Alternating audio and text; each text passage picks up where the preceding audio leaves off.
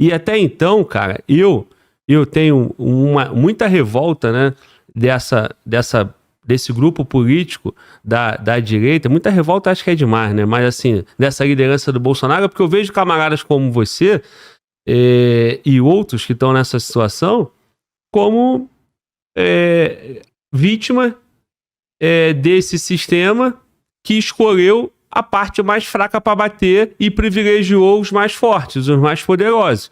Enquanto os poderosos, em vez de usar o que eles receberam do povo e de apoio e de construção intelectual de camarada igual você, eles usam isso ao bel prazer e se mantêm livres, porra, e se mantêm soltos. Então você vai ver Flávio Bolsonaro subir no tom porque o pai dele foi indiciado, mas ele não vai subir o tom de 2019 até hoje, inclusive passando pela atuação dele no Senado. Então, assim, cara, isso me dá uma certa frustração e uma agonia de perceber que agora a gente fica, porra, entre a cruz e a espada, entre um rito totalmente sem sentido, um rito totalmente, porra, abusivo, que coloca o réu como nenhuma saída, porque dentro da própria estrutura do mesmo rito processual, você tem a vítima, o investigador, o cara que vai pronunciar, o cara que vai julgar, beleza. Só que agora, quando indiciados são generais, Bolsonaro e Braga Neto e companhia, porra, não, a gente vai usar toda a nossa honestidade intelectual para dizer que não, porra, isso aí é um absurdo. Aí você vai fazer coro para atacar o cara que você pode ser a próxima vítima, enquanto o político te usou de escudo para ele se manter solto. Que história é essa? Eu entendo sua frustração e, claro, o cabo sempre estoura no lado mais fraco, nesse sentido. Mas o próprio Bolsonaro é um alvo e tem um risco até de acabar preso. O Flávio Bolsonaro, eu acho que foi alguém que falhou em vários momentos cruciais, por exemplo, na Vaza Toga. Ali a gente sabe que ele atuou para botar panos quentes. Ele sempre foi o mais diplomata dos filhos, digamos assim, tentando fazer uma ponte, mas ali foi um erro crasso. Outro aspecto que eu acho até de estratégia militar e política, né? O Bolsonaro fez o oposto do que se recomenda em Arte da Guerra Sun Tzu, em Maquiavel, em Clausewitz, you name it, né? Você tem que fazer o trabalho logo de uma vez, o trabalho sujo, digamos assim, o trabalho duro, né? Na encolha. E como a vaidade é barata, você publicamente fala de forma mansa. O Bolsonaro, em vários momentos, por ser um cara até às vezes muito, na minha opinião, genuíno e não muito estrategista, ele pecou por isso. Acabou, porra, canalhas, e não sei o quê. Ele falava com muita verborragia, com uma retórica muito agressiva, e depois o Temer intercedia para fazer algum tipo de panos quentes ali com o próprio Alexandre. Então é o oposto do que ele tinha que ter feito. Ele tinha que ter falado, não, o Alexandre está abusando, nós vamos resolver isso dentro das 4 linhas, não sei o quê. E nos bastidores tentar fazer o possível para neutralizar o cara que era uma ameaça. Então ele errou do ponto de vista estratégico, mas acho que ele errou tentando acertar, digamos assim. Esse já é o grande diferencial do Jair Bolsonaro. Eu não acho que ele abandonou soldados no caminho, eu conheço gente que pensa assim, bolsonaristas que pensam assim, eu conheço, né, o Daniel Silveira e outros. Eu acho que ele fez o possível ali dentro de alguns momentos, sabendo que é um grande alvo, tem um target na testa e de que está, de certa forma, de mãos amarradas, né? Mas a situação, ela passa por muitas lideranças, você mesmo colocou. Pô, os juristas, a imprensa, esse pessoal está confortável com o que está acontecendo no Brasil. Isso é temerário. Nós temos que ter as lideranças, nós não vamos ter uma bala de prata, uma solução mágica e um líder heróico que vai salvar o país.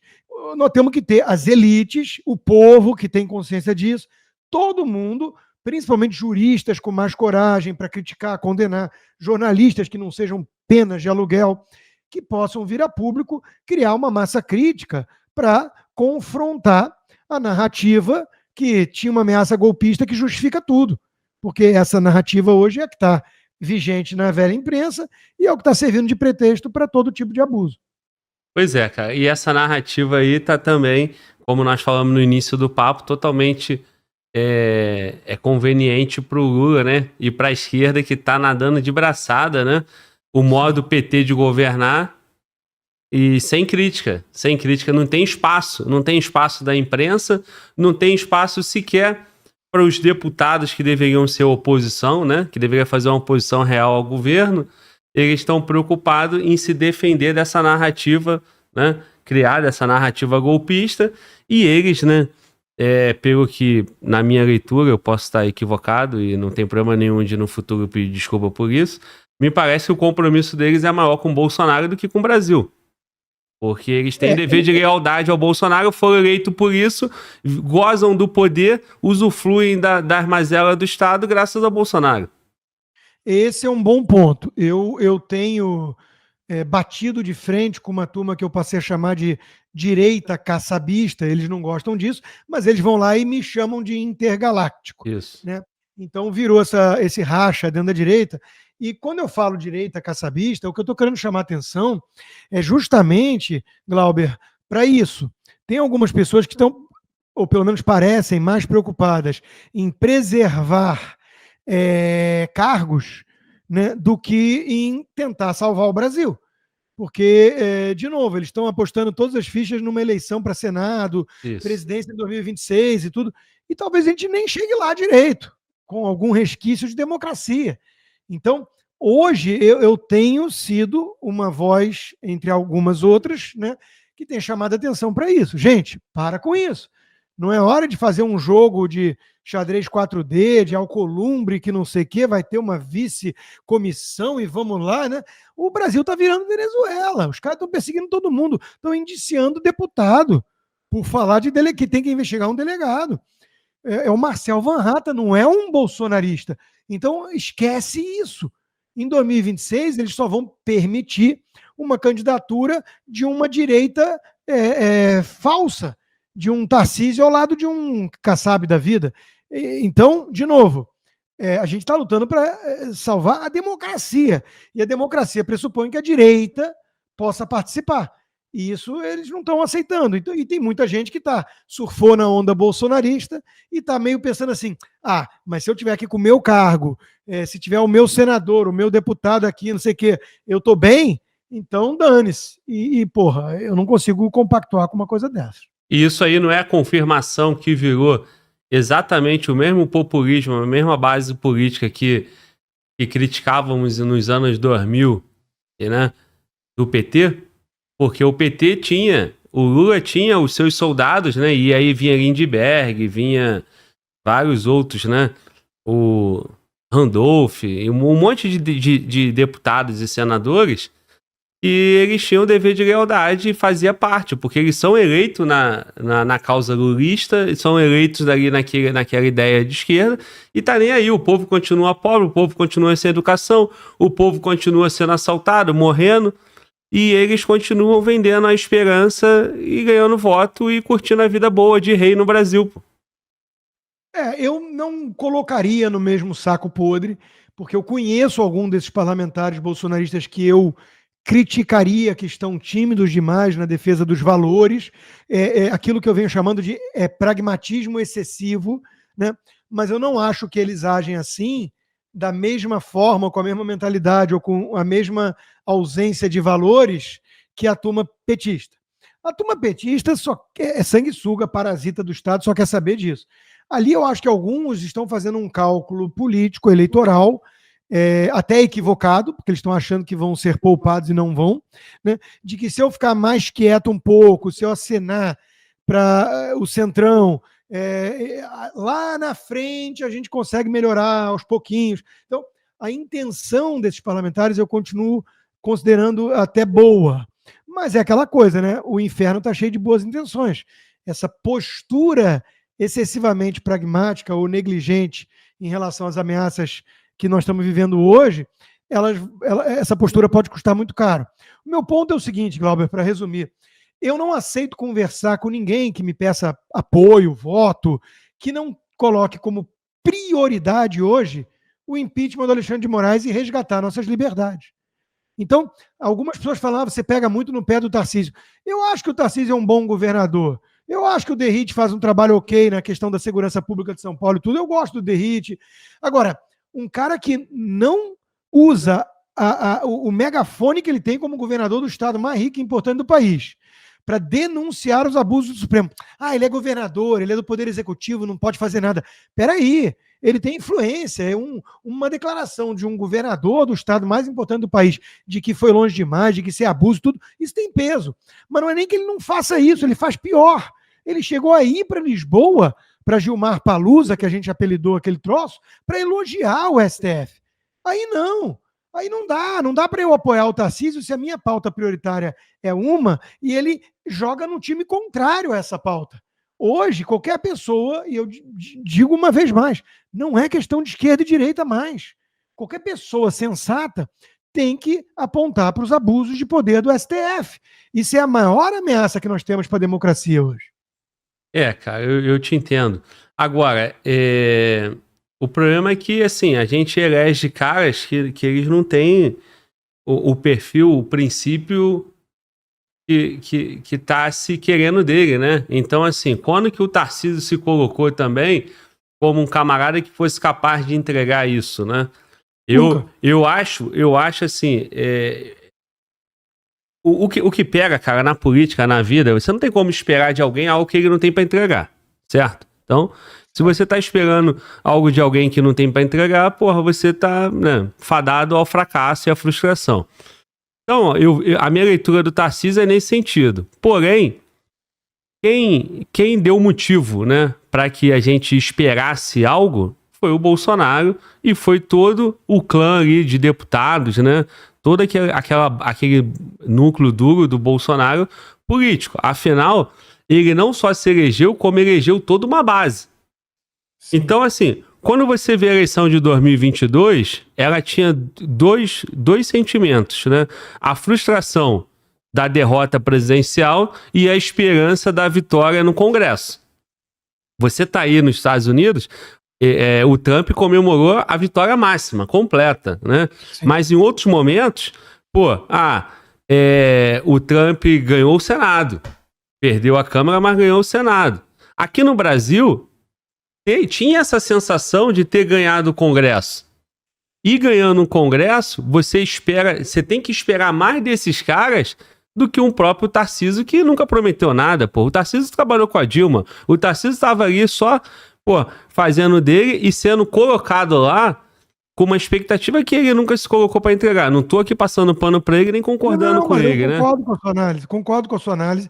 Na onda do bolsonarismo, muita gente foi eleita sem o devido compromisso com essa agenda, né, para valer.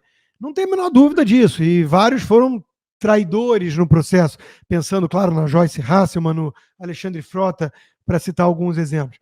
Então, é inegável que essa expectativa da base no Congresso não se materializou. Foi uma expectativa exagerada. O Congresso não era bolsonarista e nunca foi. E muita gente que é chamada da base de direita não é muito direita. O PL não é um partido de direita. O PL é um partido do Valdemar. Tem lá uma ala bolsonarista. E nem os 99 deputados lá, tá muito longe de metade dali realmente está compromissado com a causa. Sim, concordo. Por isso que a situação é mais delicada e que não vai ter uma solução milagrosa no curto prazo. Agora, cara, tu vê caminho sobre essa liderança, cara? Você falou aí o teu ponto, que tu não vê pacificar o país enquanto não tiver o impeachment do Alexandre de Moraes, né? E eu acho que você aqui, cara, você é um cara que tem, né? Você tem, como a esquerda gosta de falar, né? Local de fala, né? Mas você tem total causa, né? Você tem, moral pra falar sobre isso, porque você tá aí, cara, né? Sem o teu passaporte, sem poder voltar pro Brasil, provavelmente perdeu dinheiro, um bom dinheiro, tendo suas contas bloqueadas e tal. Qualquer pessoa nessa situação é pessoal, né? Além de ter a causa coletiva, tem a causa pessoal. O problema é que a política, né? Como nós estamos analisando aqui, né? Com a tua contribuição, você colocou pra gente que tem um sistema. Esse sistema, no passado, o PT era necessário, algum momento não foi mais interessante, porque a economia tem que estar viva, eles chutaram o PT. Porque se virar a Venezuela, acabou com tudo. Não adianta você ser sistema, gostar das mazelas do Estado, meter a mão na grana, você não tem dinheiro. Beleza, veio o Bolsonaro. Com o Bolsonaro, entra uma ideia de destruir não só o PT que já estava destruído, agora destruir o sistema, né? E moralizar o país.